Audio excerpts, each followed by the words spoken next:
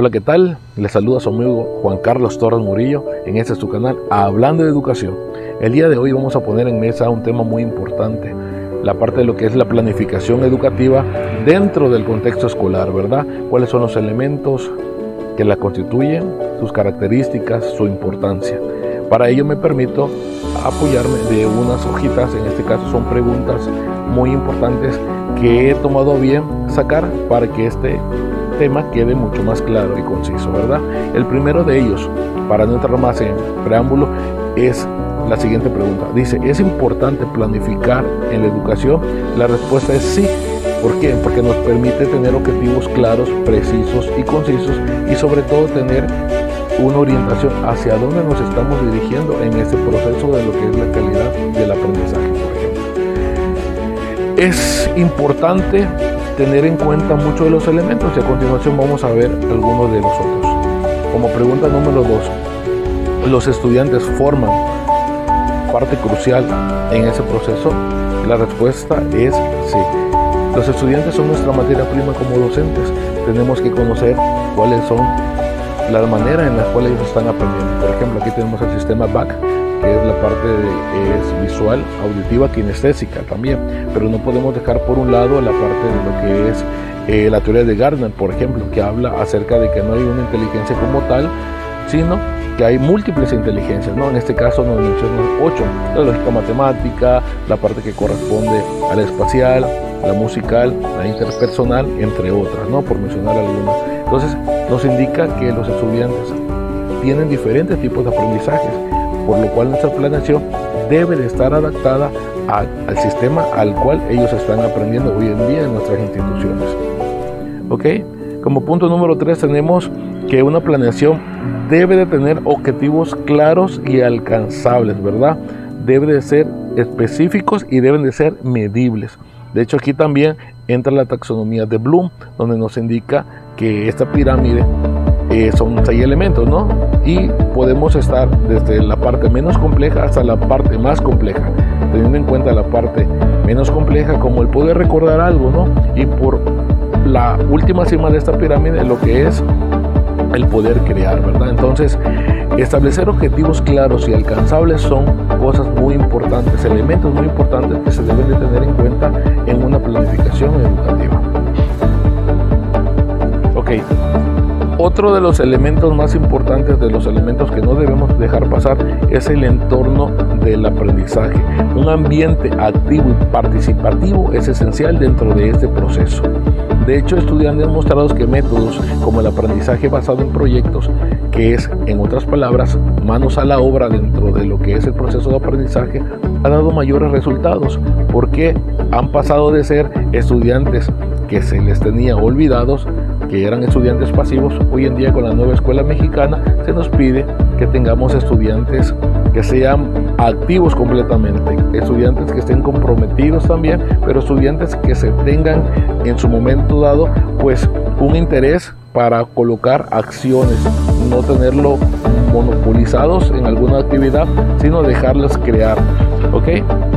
La evaluación constante es muy importante. De esta manera podemos evaluar al final del proceso o en la parte inicial del proceso los elementos que estamos ejecutando, es decir, saber si lo estamos haciendo bien, si lo estamos haciendo mal, si hay que realizar algún ajuste en alguno de estos elementos que estamos aplicando, y de esa manera una evaluación constante nos va a permitir tener una ejecución con correcciones posiblemente, ¿verdad? Hay muchos elementos como el contexto que pueden estar prácticamente siendo factor para que eso no se pueda llevar a cabo, una planeación que en su momento dado podemos haber hecho, ¿no? Que sean más mujeres que hombres, por ejemplo, ¿no? La parte de la evaluación también dentro de los estudiantes se nos piden que sea una evaluación, no solamente una evaluación teórica, ¿no? Podemos evaluar con rúbricas, con proyectos, con exposiciones, con mapas mentales.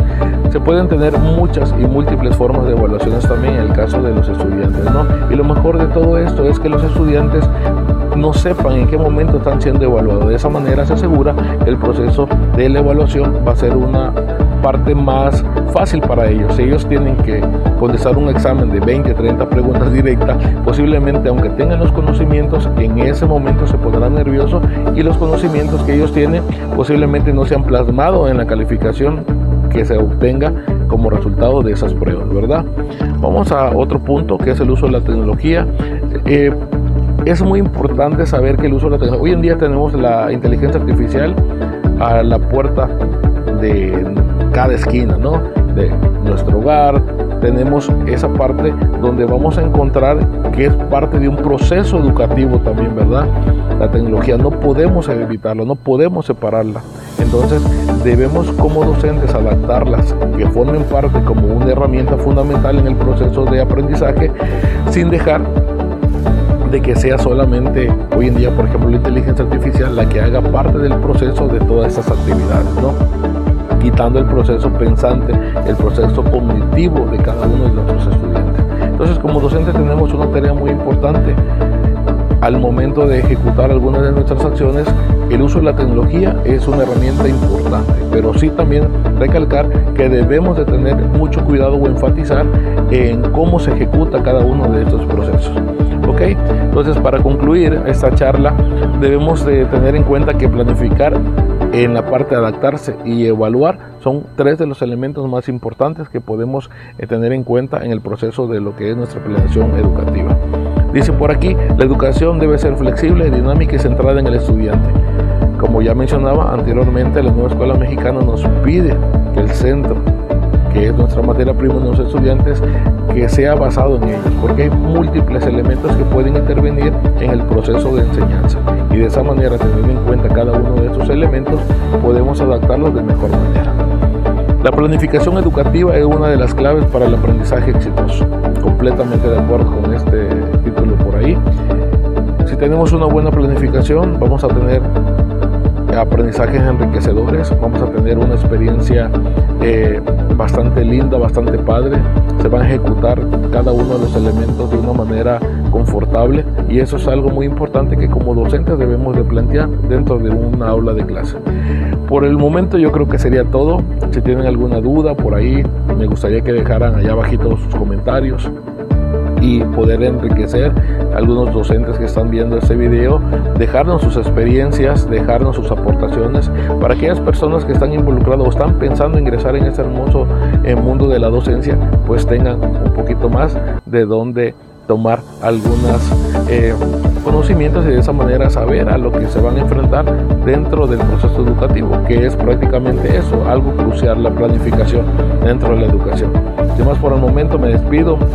Fuerte abrazo, saluditos.